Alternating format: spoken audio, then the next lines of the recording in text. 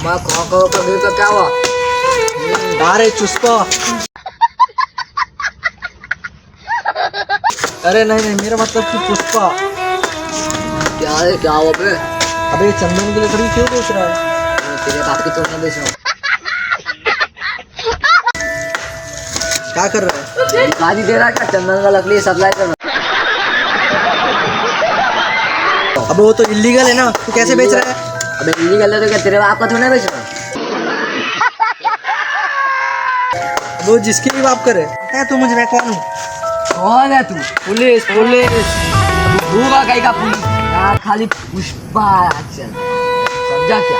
अबे तेरे रास्ते से तेरे आदमी लोग किधर है बे? अरे ये लोग कहते काम करने वाला दिख रहे हैं। बॉस क्या हुआ? खाली हुकुम दो, सबको मार दूं। बॉस हुकुम दो, ये लकड़ी में काट डालेगा। निकल रहे।